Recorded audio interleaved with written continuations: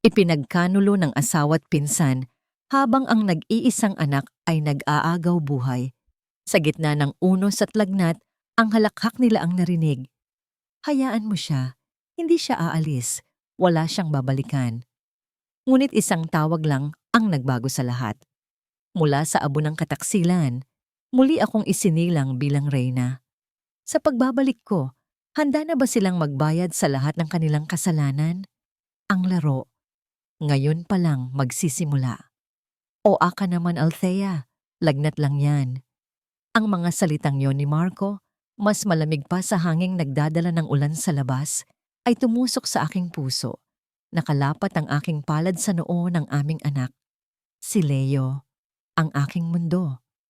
Nag-aapoy siya sa lagnat at ang bawat paghinga niya ay tila isang munting pakikibaka. Sa aking mga kamay, ang basang bimpo ay tila mas mabigat kaysa sa karaniwan. Dala ang bigat ng aking pag-aalala. 10 taon. 10 taon ko siyang pinagsilbihan, minahal, inunawa. At sa gabing ito, kung kailan kailangan namin siya, ang natanggap ko lang ay ang panlalamig ng kanyang pagwawalang bahala. Isang pamilyar na tunog ng mensahe mula sa kanyang telepono ang pumunit sa katahimikan ng silid. Nakita ko ang pagliwanag ng kanyang mukha, isang nangiti, na matagal nang ipinagkait sa akin. Si Katrina, ang pinsan kong kinupkop namin, ang itinuring kong nakababatang kapatid. Babe, ang boring dito. Samahan mo naman akong mag-shopping. May bagong labas na bag, limited edition daw. Narinig kong sabi ng nasa kabilang linya, malandi at puno ng paglalambing. Agad na nagbago ang anyo ni Marco. Ang pagkainip sa kanyang mukha ay napalitan ng pananabik. Okay, babe. Just give me a few minutes. Susunduin kita. Marco, hindi mo ba nakikita? Pakiusap ko, nanginginig ang boses. Nagsusuka na si Leo, kailangan na natin siyang dalhinsin sa ospital. Tiningnan niya ako at sa mga mata niya, wala akong nakitang pag-aalala para sa anak namin. Ang nakita ko lang ay inis na tila isa kaming hadlang sa kanyang kasiyahan. Tumawag ka na lang ng taxi, Althea. Malaki ka na. May importante akong pupuntahan. At noon, sa harap ng aking mga mata, nagsimulang mangisay si Leo. Ang maliliit niyang mga kamay ay nanigas. Ang kanyang mga mata ay pumuti. Isang sigaw na walang tunog ang kumawala sa aking lalamunan. Gumuho ang mundo ko. Ngunit si Marco, ang ama ng aking anak, ay tumalikod lamang. Kinuha niya ang kanyang jacket. Isinuot ito na parang walang nakikita, walang naririnig. Ang tanging mahalaga sa kanya ay ang tawag ng babaeng naghihintay sa kanya. Ang bawat hakbang niya palayo ay isang patak ng lason sa aking kaluluwa. Ang pagsara ng pinto ay hudyat ng kanyang tuluyang pagtalikod sa amin. Sa pamilyang minsan niyang sinumpaang proprotektahan. Binalot ko si Leo sa kumot at sa gitna ng humahagupit na ulan, tumakbo ako palabas. Bawat patak ng ulan sa aking muka ay kasabay ng luhang dumadaloy mula sa aking mga mata. Hindi ko na alam kung alin ang ulan at kung alin ang luha. Ang alam ko lang, kailangan kong iligtas ang aking anak. Sa emergency room, ang bawat segundo ay tila isang oras. Ang puting ilaw ng ospital, ang amoy ng gamot, ang mga tunog ng mga aparatus na hindi ko maintindihan, lahat ay nagpapabigat sa aking dibdib. Nang sa wakas ay sinabi ng doktor na stable na si Leo. Isang buntong hininga ng ginhawa ang kumawala sa akin. Ngunit ang ginhawang yon ay panandalian lamang. Habang naglalakad ako sa pasilyo para kumuha ng tubig, narinig ko ang isang pamilyar na boses sa isang sulok. Si Marco. Kausap niya sa telepono si Katrina. At ang bawat salita niya ay isang karayom na paulit-ulit na itinarak sa aking wasak ng puso. Hayaan mo na yon, babe. Sanay na yon mag-isa. Don't worry, aalis din yan. At kapag nangyari yun, sa atin na ang lahat. Ang halakhak ni Katrina sa kabilang linya ay parang bubog na sumugat sa aking pandinig. Sa atin na ang lahat. Ang mga salitang iyon ay umalingaw-ngaw sa loob ng aking bungo, paulit-ulit. hanggang sa wala na akong ibang marinig. Ang teleponong hawak ko ay bumagsak sa sahig, ngunit ang tunog ng pagtama nito sa makintab na linoleum ay tila nanggaling sa isang napakalayong lugar, isang ingay na hindi kayang tabunan ang dagundong sa loob ng aking dibdib. Naramdaman ko ang panginginig ng aking mga kamay, ang panlalamig na gumapang mula sa aking mga paa, paakyat sa aking buong katawan. Hindi ito ang lamig ng ulan, ito ang lamig ng kataksilan. Sa atin na ang lahat. Aling lahat? Ang bahay na ako ang naglinis at nag-ayos araw-araw? Ang kakarampot na ipon sa bangko na pinagtiyagaan kong tipunin mula sa bawat sentimong tinitipid ko sa badyet? O ang buhay na binuo ko sa paligid niya? Isang buhay na isinakripisyo ko ang lahat. Ang aking pamilya, ang aking pangalan, ang aking mga pangarap. Tumingin ako sa aking mga palad. Magaspang. May mga kalyo mula sa walang katapusang paglalaba at pagluluto. May mga maliliit na peklat mula sa tilamsik ng mantika. Ang mga ito, para sa akin, ay mga medalya ng aking pagmamahal at pagsasakripisyo. Ngunit ngayon, sa ilalim ng manhid na liwanag ng ospital, nakita ko ang katotohanan. Para sa kanya, ang mga kamay na ito ay hindi simbolo ng pag-aalaga. Ang mga ito ay simbolo ng isang babaeng pagod, luma at hindi na kaakit-akit. Isang babaeng handa na niyang itapon. Ang hangin sa aking baga ay tila naubos. Ang pamilyar na amoy ng ospital ay biglang naging nakasusulasok. Ang bawat pagtibok ng aking puso ay isang malakas na kalabog sa aking mga tainga. Isang paalala na kahit durog na, tumitibok pa rin ito. Sa dinami-dami ng bagyo na sinuong ko para sa kanya. Bakit ako pa ang naiwan sa ulan? Hindi ko alam kung gaano ako katagal nakatayo roon. Ang mga tao ay dumadaan sa aking harapan, mga aninong walang mukha. Ang kanilang mga boses ay nagiging mahinang ugong na lamang. Ang tanging nagpabalik sa akin sa kasalukuyan ay ang marahang tapik sa aking balikat. Isang nurse. Sinabi niya na stabilisado na si Leo at maaari na siyang ilabas kinabukasan. Isang desisyon ang nabuo sa loob ng aking pagkataong manhid. Isang desisyong hindi isinilang sa galit, kundi sa abo ng aking nadurog na puso. Hindi na kami babalik. O mas tamang sabihin, wala na kaming babalikan. Kinabukasan, pagkatapos mailabas si Leo, sumakay kami ng taxi. Hindi ko sinabi sa driver ang aming address. Sa halip, nagpababa kami sa isang mataong lugar na malayo sa aming dating buhay. Sa aking bulsa, ang kakarampot na perang natira ay tila napakabigat. Habang karga-karga ko si Leo na mahimbing na natutulog sa aking balikat, nagsimula akong maglakad. Bawat hakbang ay isang pagtalikod sa 10 taon ng aking buhay. Pumasok ako sa mga eskinita na amoy estero at pinaghalong luto ng iba't ibang bahay. Dito sa lugar na ito, walang nakakakilala sa akin bilang si Mrs. Sandoval. Dito ako ay isang ina lamang na naghahanap ng masisilungan para sa kanyang anak. Sa wakas, nakakita ako ng isang karatulang nakasulat sa karton. Kwarto for rent. Ang bahay ay luma, ang pintura ay natutuklap na, at ang mga bintana ay may mga rehas na kinakalawang. Kumatok ako. Isang matandang babae na naninigarilyo ang nagbukas. Tiningnan niya ako mula ulo hanggang paa. Tila sinusuri kung kaya kong magbayad. Ibinigay ko ang paunang bayad at halos maubos ang lahat ng pera ko. Ang kwarto. Hindi ko ito malilimutan. Masikip. Ang amoy ng alikabok at amag ay kumapit sa aking ilong. May isang maliit na kama na may manipis na kutsyon, isang mantsadong mesa at isang bumbilyang walang takip na nagbibigay ng mapanglaw na liwanag. Mula sa isang sulok, nakarinig ako ng mahinang kaluskos. Isang daga. Napapikit ako ng mariin. Ito na ba ang kapalit ng lahat ng aking sakripisyo? Maingat kong inihiga si Leo sa kama. Kinuha ko ang nag-iisa naming tuwalya at maran kong pinunasan ang kanyang buhok na medyo basa pa rin ng hamog. Ang sarili kong buhok ay nanatiling tumutulo sa aking likod. Sa gitna ng karumihang ito, ang tanging mahalaga ay ang kaginhawaan niya. Nang magising si Leo, naghahanap siya ng pagkain.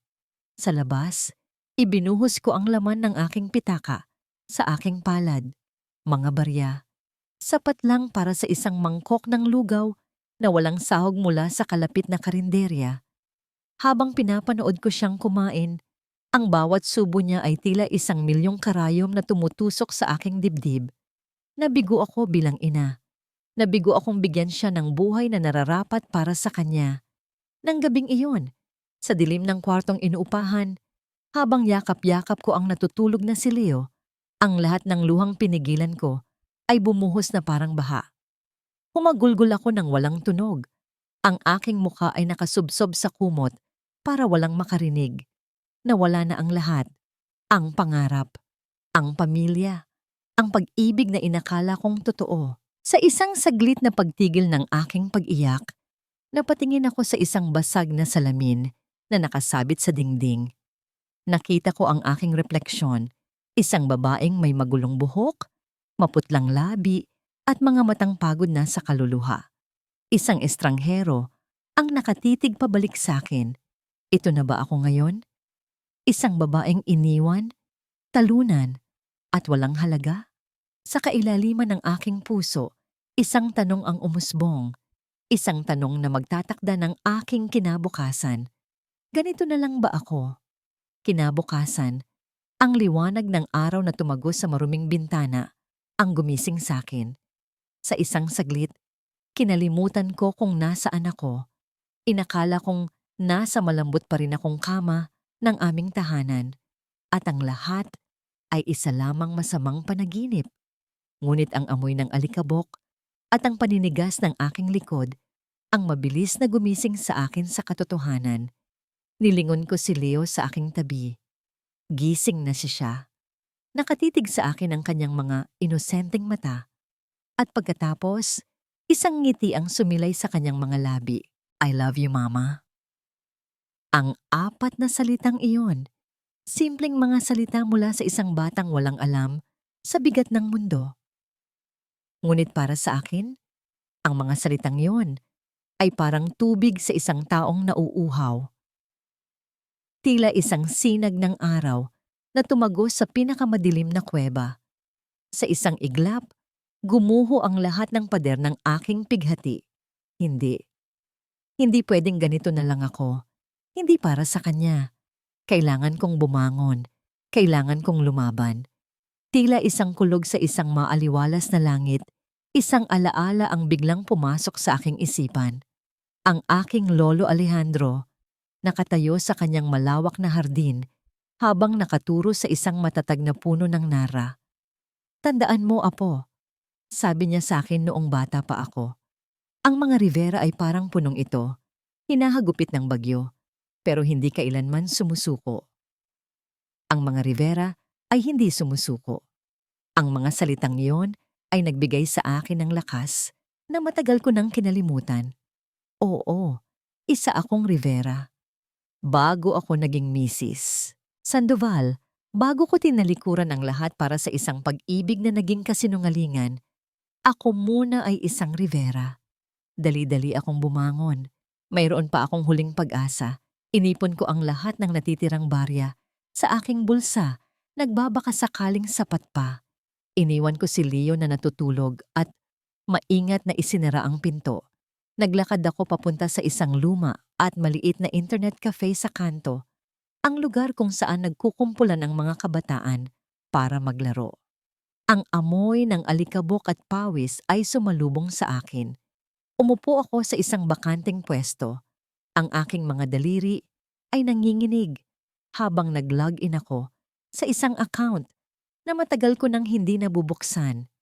Nariyan pa rin ang numero. Ang numerong sa ulado ko, ngunit 10 taon ko nang hindi tinatawagan. Ang numero ng aking lolo. Huminga ako ng malalim. Pinunasan ko ang aking mga mata. Inayos ko ang aking gusot na damit. Kahit sa kalagitnaan ng aking pagkatalo, kailangan kong harapin ito ng may kahit katiting na dignidad. Dinayal ko ang numero. Ang bawat pagring ay isang kabog sa aking dibdib. Paano kung galit siya? Paano kung hindi niya ako sagutin? Paano kung, hello? Isang boses. Isang boses na malalim, makapangyarihan, ngunit puno ng init na hindi kayang itago ng panahon. Ang boses na nag-iisang kumakalinga sa akin noong bata pa ako. Napahawak ako ng mahigpit sa mesa. Nagsimulang mamasa ang aking mga mata. Lelolo, halos pabulong kong sabi. Isang sandali ng katahimikan. At pagkatapos, narinig ko ang isang malalim na paghinga na tila isang bigat ang naalis sa kanyang dibdib. Ang kanyang boses, nang muli siyang magsalita, ay basag sa emosyon. Apo ko, nasaan ka? At doon, bumigay na ako. Ang lahat ng lakas na inipon ko ay biglang naglaho. Walang salitang lumabas sa aking bibig. Tanging mga hikbi lamang. Mga hikbi ng 10 taong pangungulila. 10 taong pagsisisi at isang gabing pagwasak. Umiyak ako. Hindi bilang isang babae, kundi bilang isang batang naliligaw na sa wakas ay nakahanap na ng daan pauwi. Hindi nagtagal. Isang itim at makintab na sasakyan ang huminto sa tapat ng maruming eskinita. Ang itsura nito ay tila isang hiyas na napadpad sa gitna ng basurahan at lahat ng mga nagdaraan ay napapahinto upang pagmasdan ito. Mula sa driver's seat, isang lalaking nakaunipormeng puti at may edad na ang lumabas. Ang kanyang tindig ay tuwid, ang kanyang mukha ay seryoso. Ngunit nang magtama ang aming mga mata, nakita ko ang pamumuo ng luha sa mga ito. Si Mang Berto, ang katiwala ng aming pamilya, ang taong nag-alaga sa akin mula pagkabata. Naglakad siya palapit sa akin. Ang bawat hakbang ay maingat, na para bang ako ay isang babasaging bagay na maaring mabasag anumang oras. Hindi siya nagsalita. Tiningnan niya lang ang aking gusot na damit, ang aking pagod na mukha, at ang aking anak na mahimbing na natutulog sa aking mga braso. Pagkatapos, isang malalim na buntong hininga ang kanyang pinakawalan. Ma'am Althea, sabi niya, basag ang kanyang boses. Oras na para umuwi.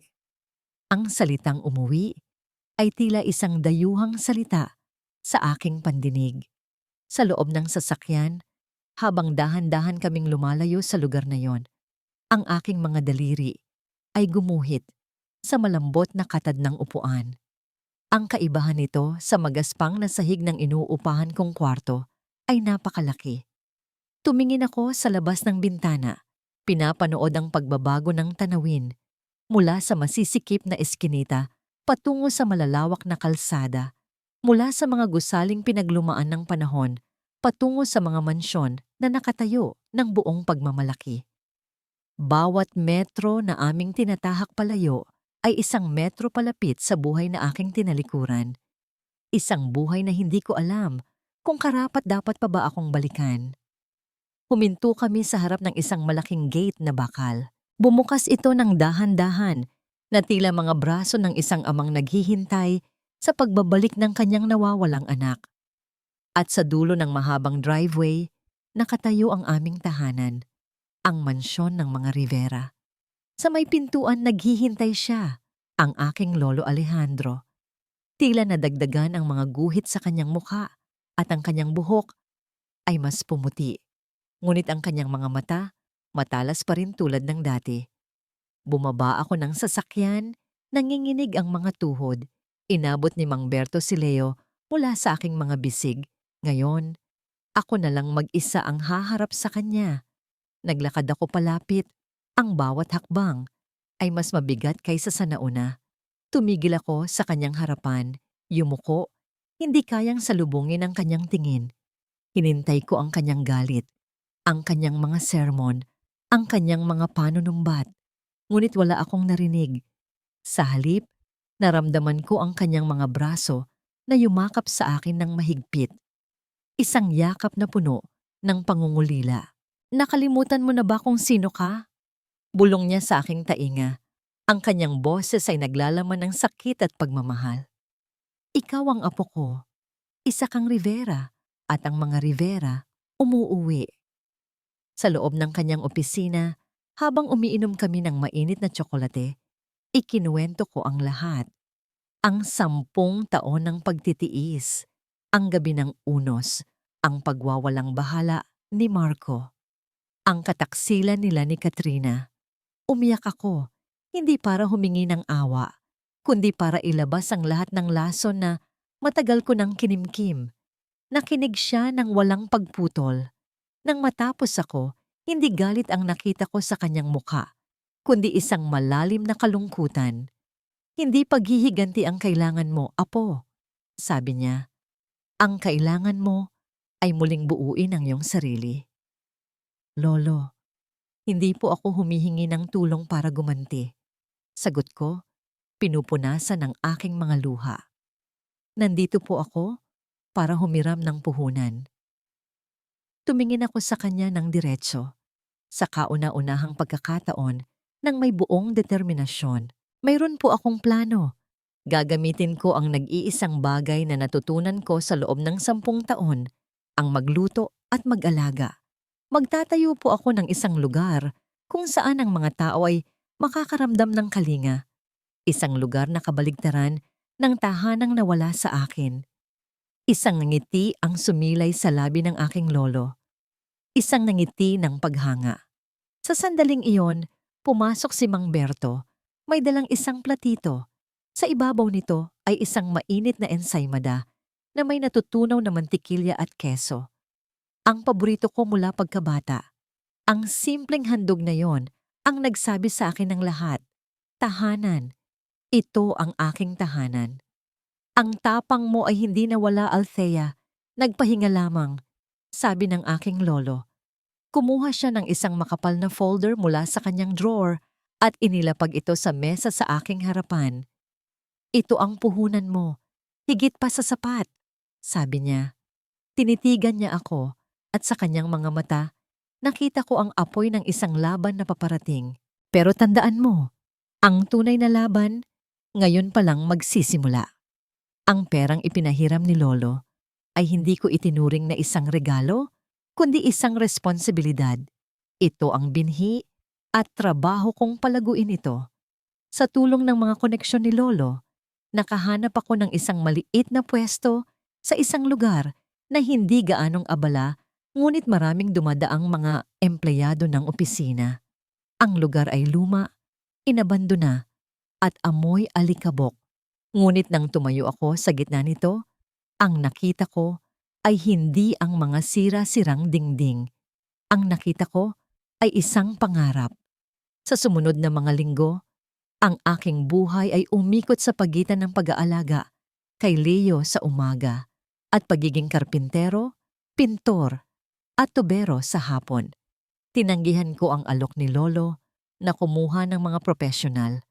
Kailangan kong gawin ito gamit ang sarili kong mga kamay. Bawat pagpukpok ng martilyo, bawat pagpahid ng pintura ay isang paraan ng paghilom. Sa bawat gusot na naiaayos ko sa lugar na ito, may isang gusot din na naaayos sa loob ng aking puso. Ang aking mga palad, na dati magaspang dahil sa gawaing bahay, ay lalong kumapal. Ngunit sa pagkakataong ito, ang bawat kalyo ay hindi simbolo ng sakripisyo para sa iba, kundi simbolo ng pagtatayo ng isang bagay para sa aking sarili. Gabi-gabi, pagod na pagod akong umuuwi sa mansyon, ngunit sa aking paghiga, may isang ngiti sa aking mga labi. Sa kauna-unahang pagkakataon, sa loob ng maraming taon, nararamdaman kong may direksyon ang aking buhay. Isang hapon, habang nagpipintura ako ng puti sa harapan ng tindahan, isang babae mula sa kabilang kalsada ang lumapit. Siya ay may kulot na buhok, malakas na boses, at mga matang mapanuri. Naku iha, ano ang balak mong itayo dyan? Restaurant? Tanong niya habang tinitingnan ang aking maruming damit.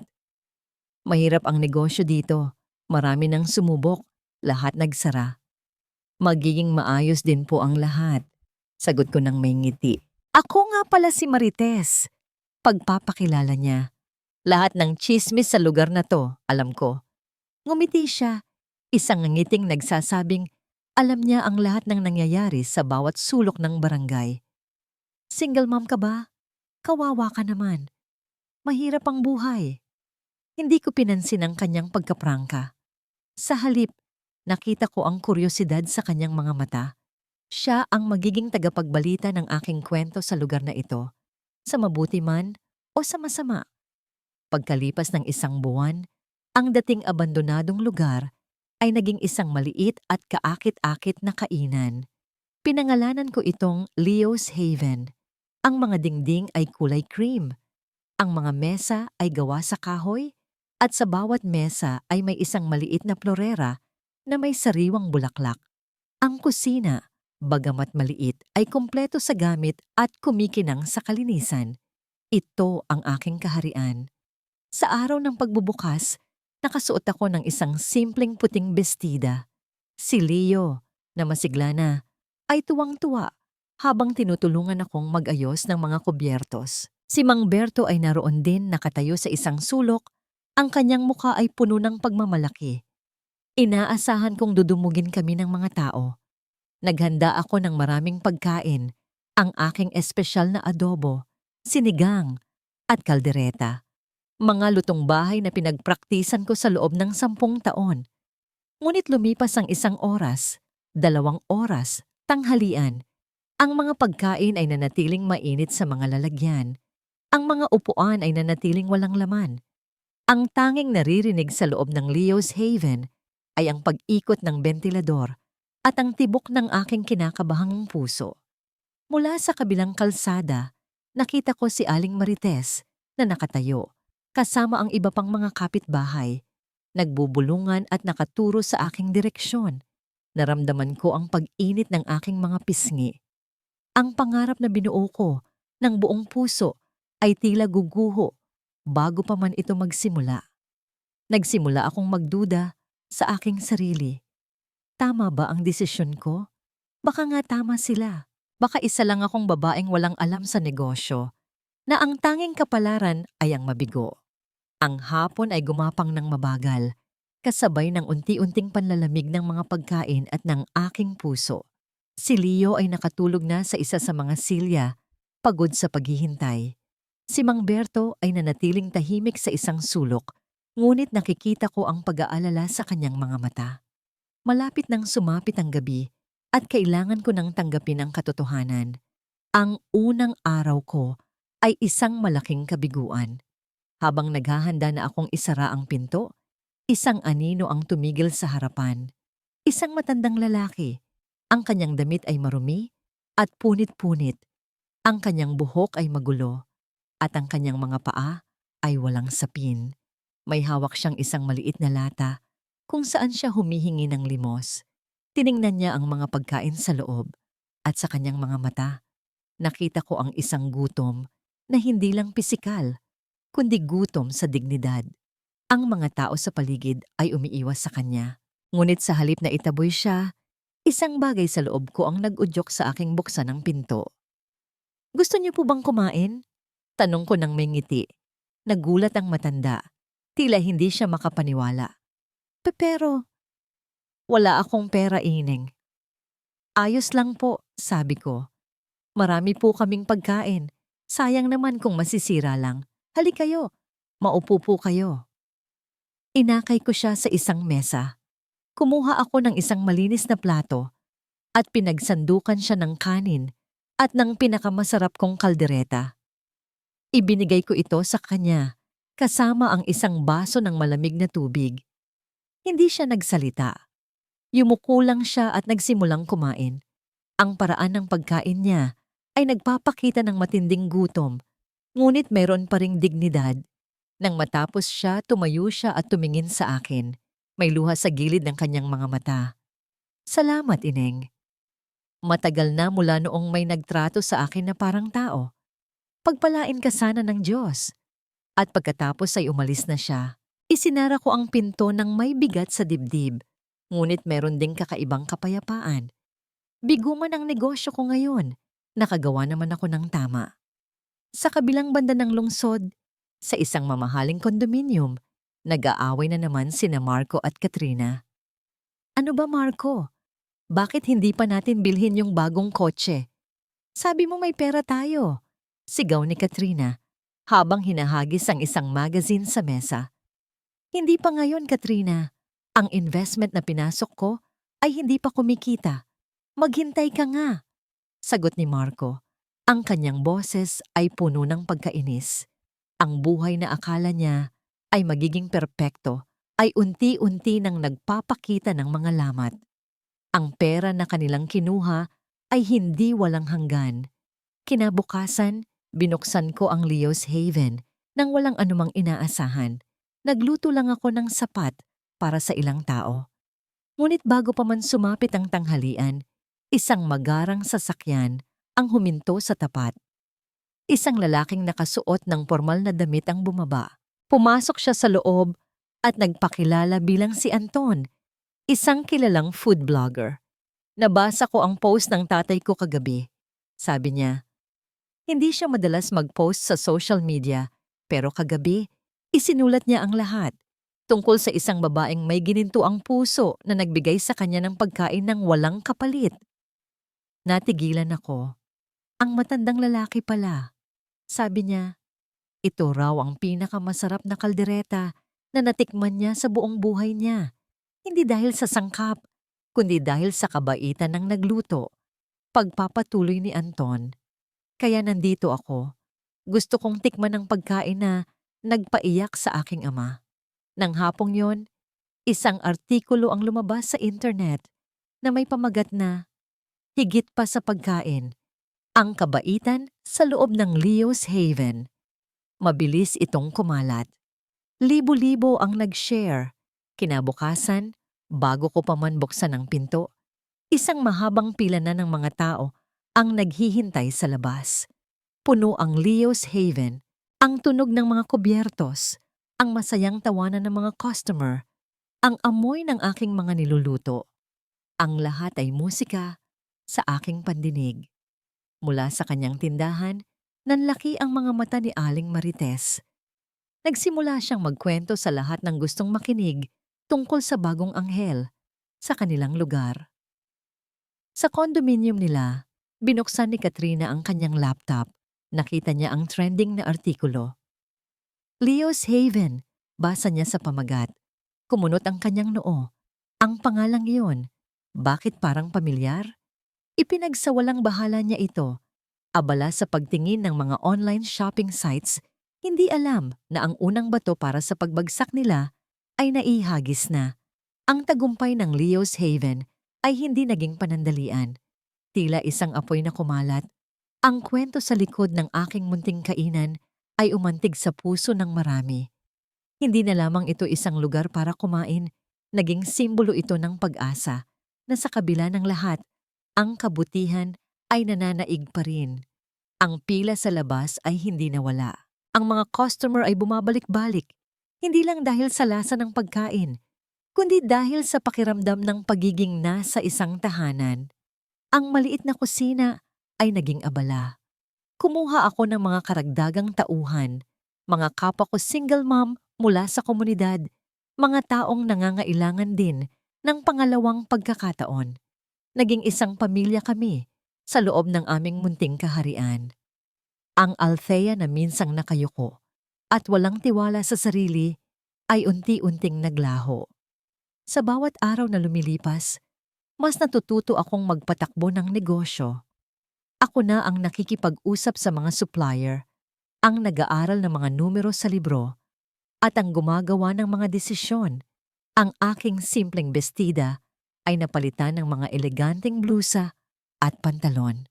Ang aking buhok ay laging maayos na nakapusod. Hindi ito pagbabago para sa iba, kundi pagbabago para sa aking sarili. Ito ang pag-angkin sa aking bagong pagkatao. Sa tulong pinansyal at payo mula kay Lolo Alejandro, hindi nagtagal ay nagbukas ako ng pangalawang branch sa isang mas malaking commercial district. Mas malaki, mas moderno, ngunit dala pa rin ang init at kaluluwa ng orihinal na Leo's Haven. Isang gabi, habang tinitingnan ko ang mga sales report sa aking bagong opisina, pumasok si Mang Berto. May dala siyang isang manipis na folder. "Ma'am Althea, ito na po yung pinapahanap ninyo," sabi niya. Binuksan ko ito. Sa loob ay mga impormasyon tungkol sa mga pinagkakagastusan at investment ni Marco, isang maliit na construction supply company. Nakita ko ang pangalan ng kanilang pangunahing supplier ng semento, isang malaking kumpanya na matagal nang kasosyo sa negosyo ng mga Rivera. Isang malamig na determinasyon ang gumapang sa aking kalooban. Hindi ito galit, ito ay estratehiya. Ang paghihiganti ay isang putahe na masarap ihain ng malamig, sabi nga nila. At ako, isang chef, ay marunong maghintay para sa perpektong tiyempo. Kinuha ko ang aking telepono at tinawagan ang numero ng CEO ng supplier. "Mr. Chua, this is Althea Rivera," sabi ko. Ang aking boses ay kalmado at puno ng awtoridad. "I would like to schedule a meeting. I have a business proposal for you." Sa kabilang dako, si Marco ay masayang-masaya. Nakakuha siya ng malaking proyekto. Ang kailangan na lang niya ay masecure ang supply mula sa Chua Cement Corporation. "Nakikita mo na, Katrina," pagyayabang niya habang iwinawagayway ang mga dokumento. "Sinabi ko sa'yo malapit na tayong maging milyonaryo.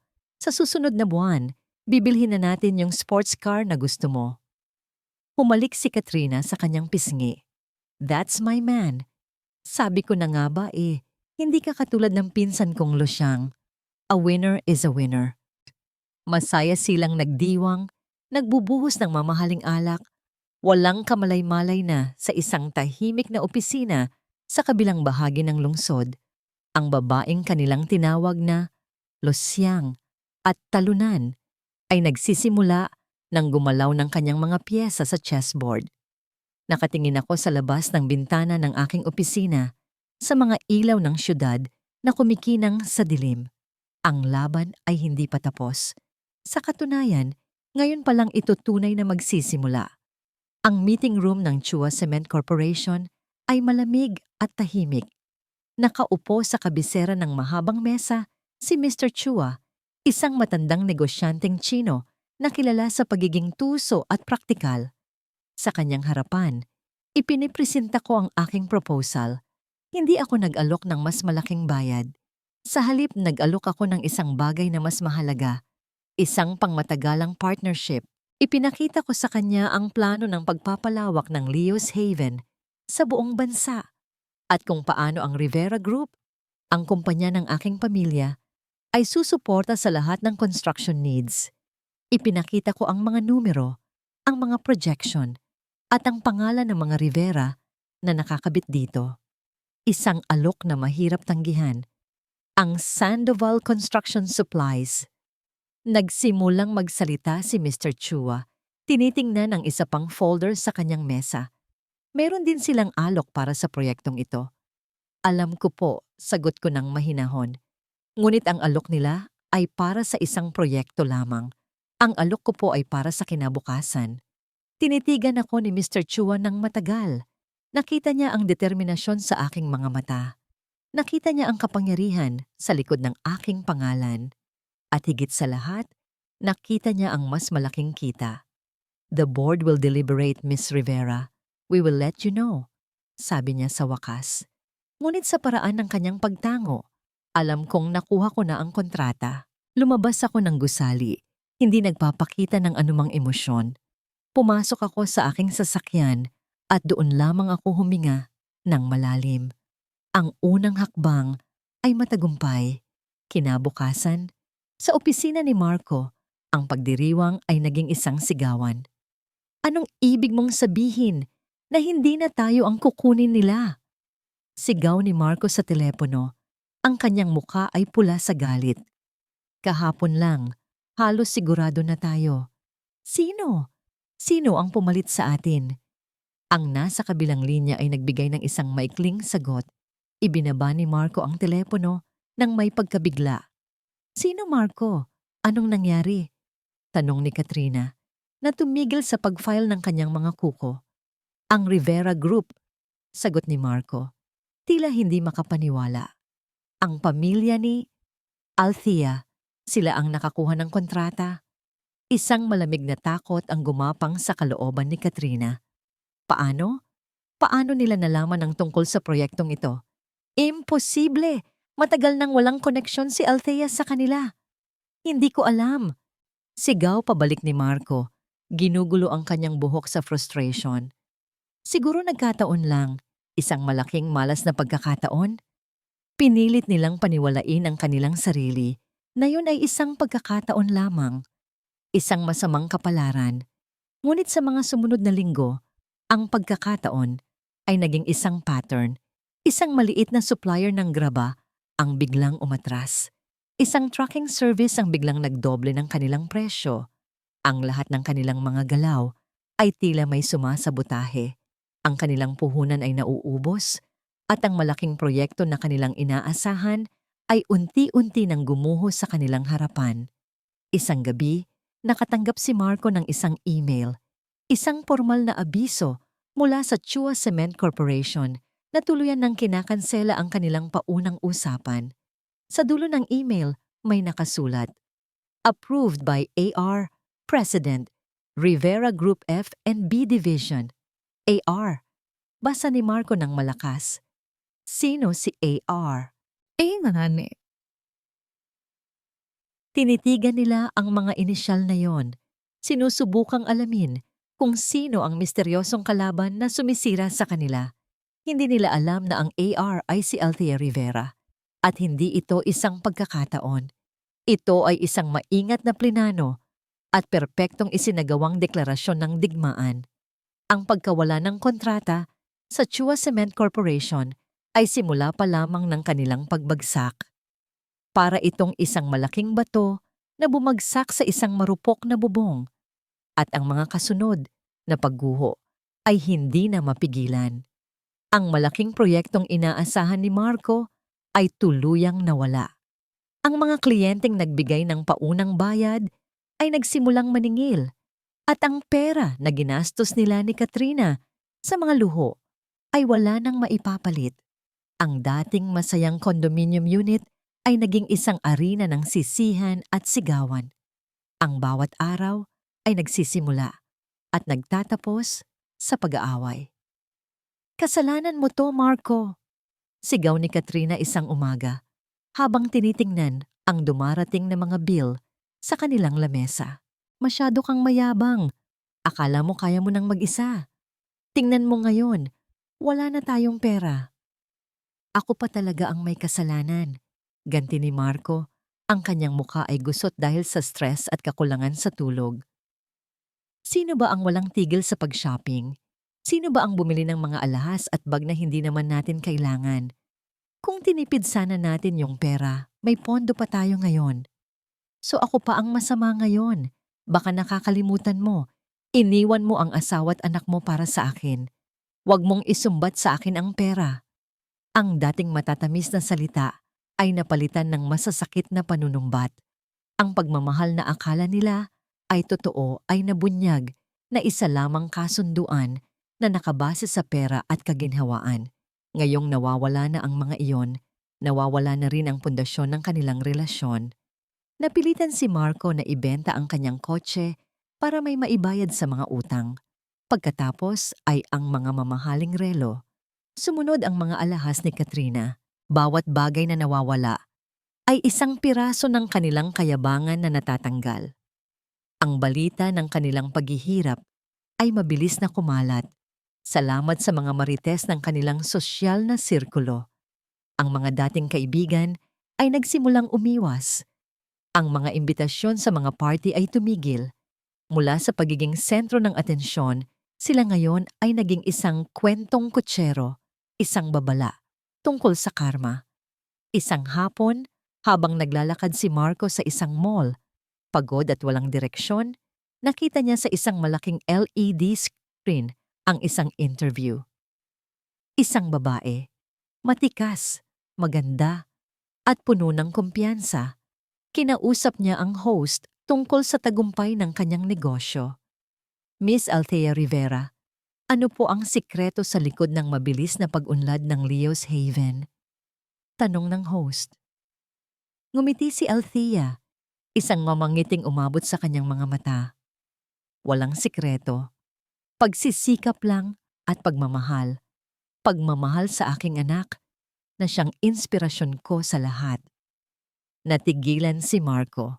Althea, ang kanyang asawa, ang babaeng iniwan niya sa gitna ng unos. Halos hindi niya ito makilala. Ang dating simpleng babae ay isa na ngayong makapangyarihang CEO. Naramdaman niya ang isang matinding kirot sa kanyang dibdib. Hindi ito panghihinayang sa pag-ibig, kundi panghihinayang sa pagkakataong kanyang sinayang. Isang gintong itlog na binitawan niya para sa isang bato. Habang papalubog ang araw, umuwi si Marco sa isang madilim at tahimik na unit. Wala na si Katrina. Iniwan siya nito. Sa ibabaw ng mesa may isang maikling sulat. Pagod na ako sa hirap. Bahala ka na sa buhay mo. Napaupo si Marco sa sahig, sa gitna ng kahungkagan. Nawala na ang lahat. Ang pera, ang mga kaibigan, si Katrina, at ang pamilyang siya mismo ang sumira. Sa desperasyon, binuksan niya ang kanyang laptop. Kailangan niya ng trabaho, kahit ano. Nag-scroll siya sa mga job posting sites, ang kanyang mga mata ay pagod.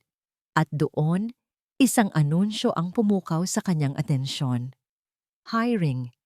Senior Operations Manager. Rivera Group F and B Division. Competitive Salary and Benefits. Ang Rivera Group. Muli ang pangalang yon.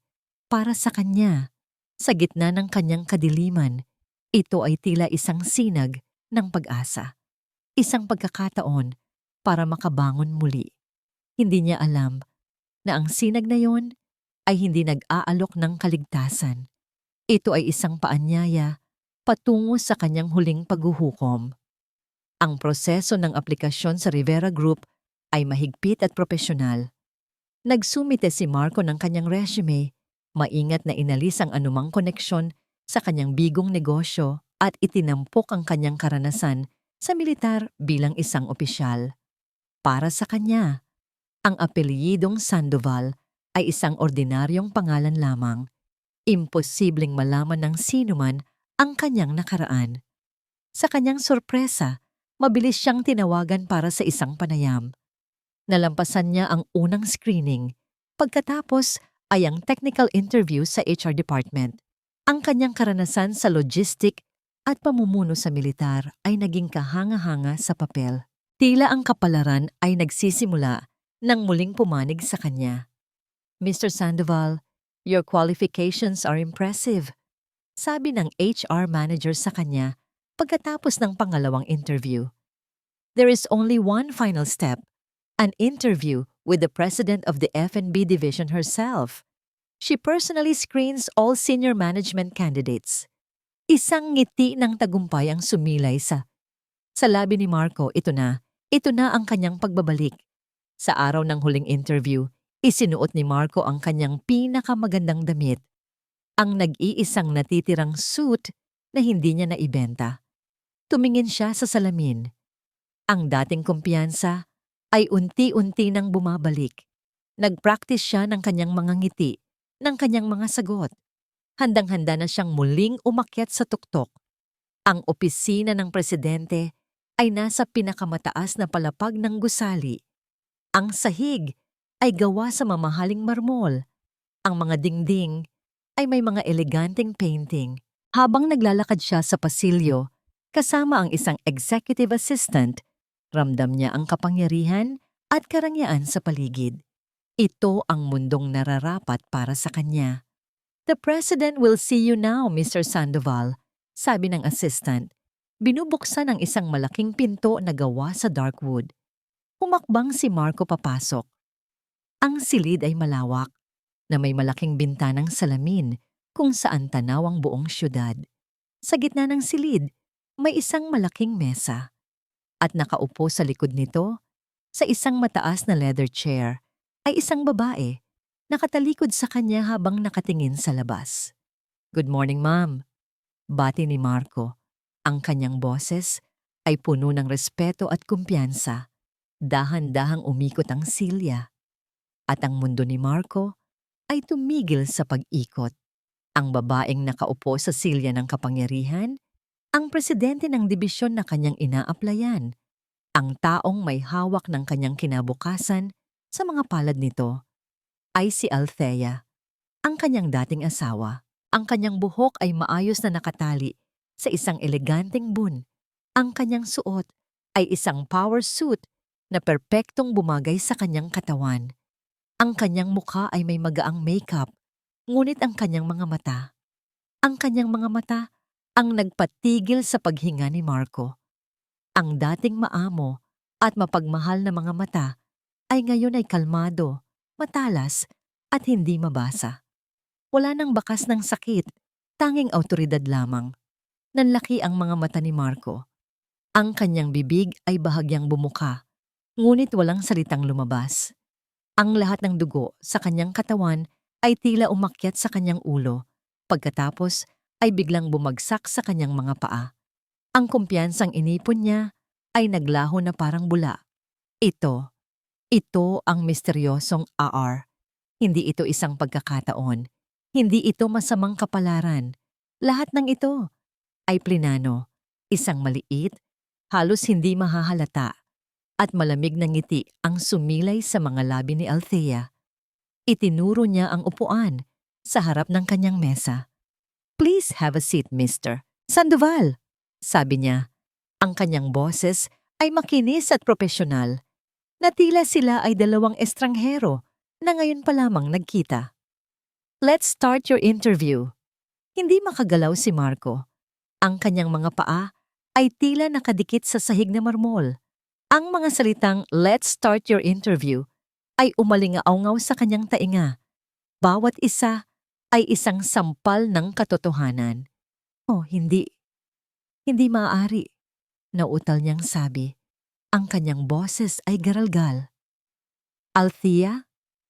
Itinaas ni Althea ang isang kilay. Ang kanyang ekspresyon ay nanatiling kalmado, na lalong nagpahirap sa kalooban ni Marco. "I believe you are here for a job interview for the Senior Operations Manager position, Mr. Sandoval. If you are not prepared, I have other applicants waiting." Ang lamig sa kanyang boses ang nagpabalik kay Marco sa kasalukuyan. Napilitan siyang umupo. Basa ng pawis ang kanyang likod. Ang kwelyo ng kanyang suit ay tila unti-unting sumasakal sa kanya. Sa harapan niya, binuklat ni Althea ang kanyang resume, kahit na alam niyang saulado na niya ang bawat detalye nito. "So it says here, you have extensive experience in leadership." Simula ni Althea, ang kanyang mga mata ay nakatuon sa papel. "Can you tell me about the time when you had to make a difficult decision that affected your entire team? How did you handle the responsibility?" Naramdaman ni Marco na natuyo ang kanyang lalamunan. Ang simpleng tanong ay tila may dalang libo-libong kahulugan. Naalala niya ang gabi ng Unos, ang kanyang team, ang kanyang pamilya, ang mahirap na desisyon na ginawa niya na iwan sila para sa isang pansariling kaligayahan. Ako. Hindi niya alam kung ano ang isasagot. Nagpatuloy si Althea, hindi naghihintay ng sagot. "Our company values loyalty and integrity above all. Can you describe a situation where your loyalty was tested? For instance, choosing between a long-term commitment and a new, more exciting opportunity." Bawat tanong ay isang patalim. Bawat tanong ay direktang tumutusok sa kanyang mga kasalanan. Hindi ito isang interview. Ito ay isang paglilitis. At si Althea, ang babaeng minsan niyang tinapakan, ang siyang hukom, hurado at berdugo. "At our company, we take care of our own. Family is important." Pagpapatuloy niya, sa wakas ay itinaas ang kanyang mga mata at tinitigan siya ng diretso. "Tell me, Mr. Sandoval, what is your concept of family? How would you protect them in a time of crisis? Let's say, a medical emergency?" Doon na bumigay si Marco. Ang maskara ng pagiging professional ay tuluyang gumuho. Ang kanyang mga mata ay namula. Althea, please, patawarin mo ako. I'm sorry, I don't understand. Sagot ni Althea, ang kanyang boses ay nanatiling walang emosyon. This is not part of the interview protocol. Alam kong nagkamali ako, sabi ni Marco. Tumayo siya. Ang kanyang mga kamay ay nanginginig. Lasing ako sa tagumpay. Nabulag ako. Pero pinagsisisihan ko na ang lahat. Althea, bigyan mo ako ng isa pang pagkakataon. Para sa atin. Para kay Leo.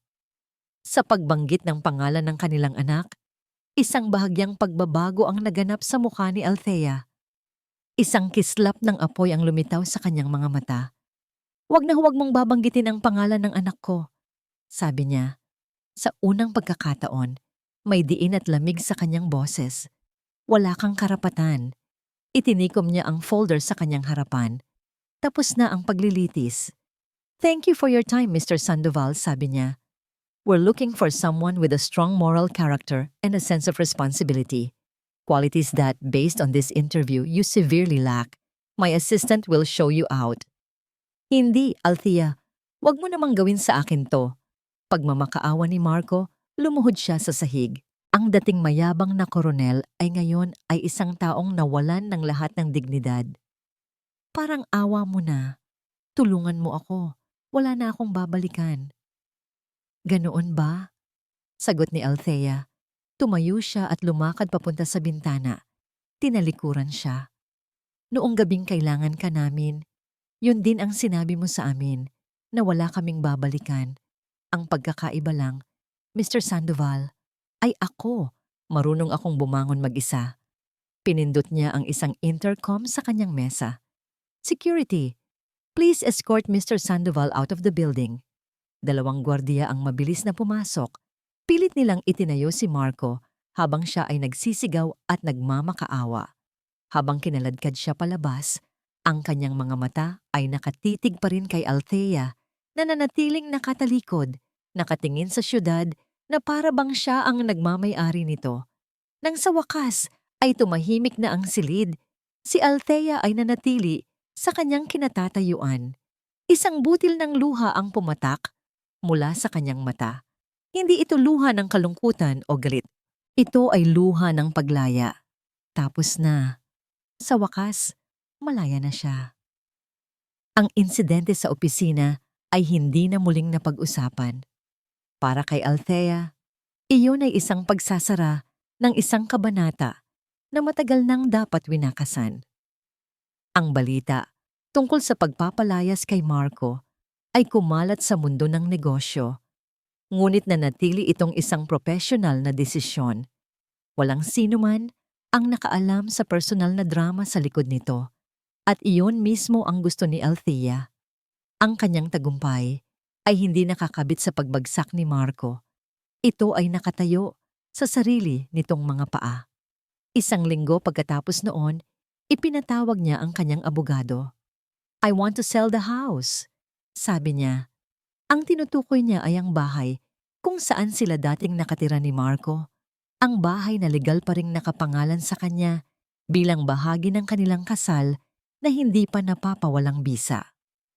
At ang lahat ng kikitain mula sa pagbenta nito, pagpapatuloy niya, I want to donate it in full to a foundation for children with heart ailments, anonymously.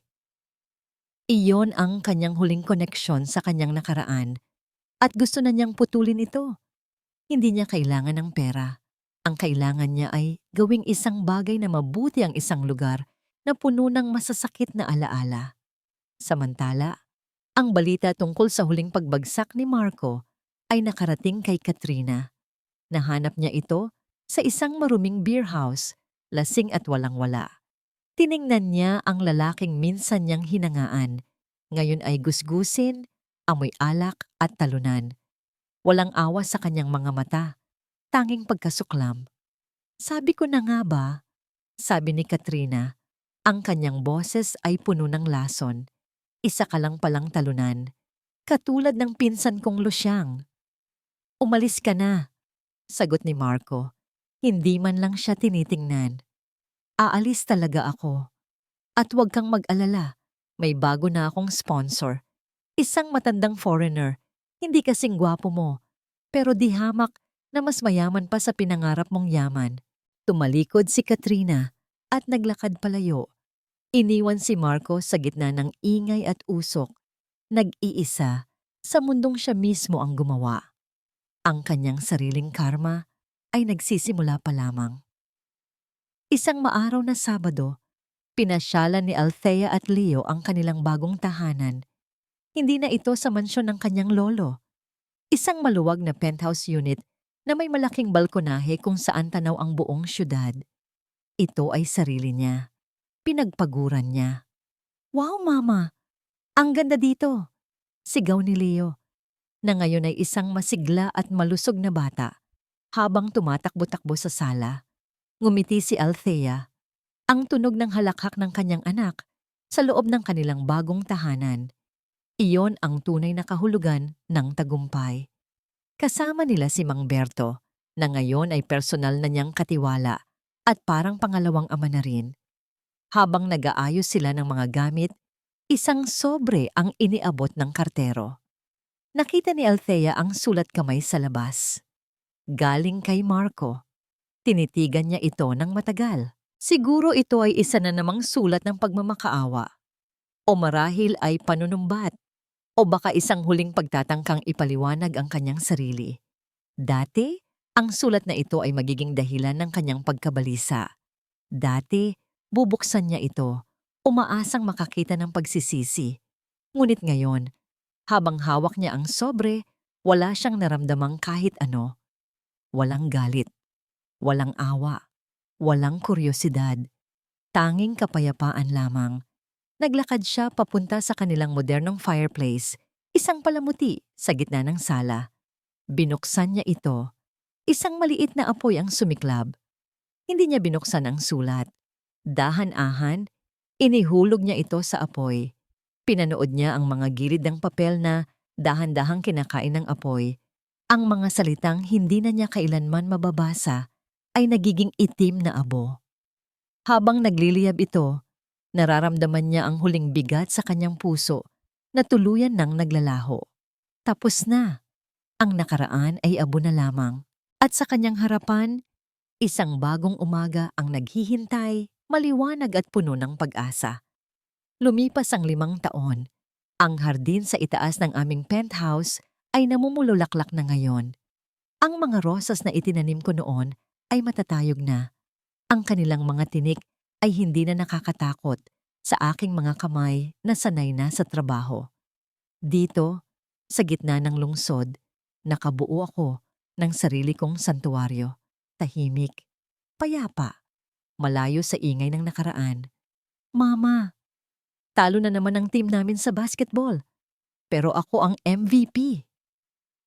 Isang masiglang boses ang bumasag sa aking pagmumuni-muni. Lumingon ako at nakita ko si Leo. 15 taong gulang na siya ngayon. Matangkad, gwapo, at puno ng buhay. Wala na ang bakas ng sakiting bata na iniyakan ko sa ilalim ng ulan. Lumapit siya sa akin at hinalikan ako sa pisngi.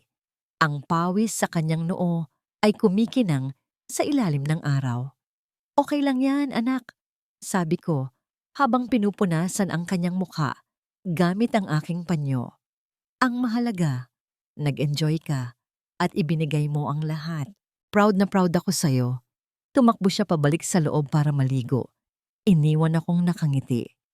Siya ang aking pinakamalaking tagumpay. Hindi ang kumpanya, hindi ang yaman, kundi siya. Isang mabuting lalaki na pinalaki ng isang inang hindi sumuko. Maya-maya, narinig ko ang mahinang yabag ni Mang Berto. Mas matanda na siya ngayon, ang kanyang buhok ay purong puti na. Ngunit ang kanyang serbisyo ay tapat pa rin. May dala siyang isang tray ng tsa at inilapag ito sa maliit na mesa sa tabi ko. Ma'am Althea, panimula niya, tila nag-aalangan. Nakita ko po siya kahapon, sa may pantalan. Hindi ko na kailangang itanong kung sino. Alam ko. Kumusta siya? Tanong ko, habang humihigop ng tsa. Ang boses ko ay kalmado, parang nagtatanong lang tungkol sa lagay ng panahon. Matanda na po ang itsura niya, ma'am. Kuba na ang likod sa pagbubuhat ng mga sako. Ang sabi ng mga kargador doon, mag-isa na lang siya sa isang maliit na kwarto. Iniwan na rin daw siya ng babaeng yon. Matagal na. Balita ko, yung babae naman ay nakapag-asawa ng dayuhan pero hindi rin naging masaya. Laging sinasaktan. Tumangulang ako. Walang tuwa. Walang awa. Isang simpleng pagtanggap lang sa katotohanan. Ang gulong ng palad ay umikot na. Sila ay mga tauhan na lamang sa isang kwentong matagal ko nang isinara ang libro. Salamat, Mang Berto, sabi ko. Pero hindi na natin sila kailangang pag-usapan pa. Ngumiti si Mang Berto, isang nangiting puno ng pagkaunawa at tahimik na umalis. Sa hapon, dumating ang aking lolo Alejandro. Naka-wheelchair na siya ngayon. Ang kanyang katawan ay mahina na.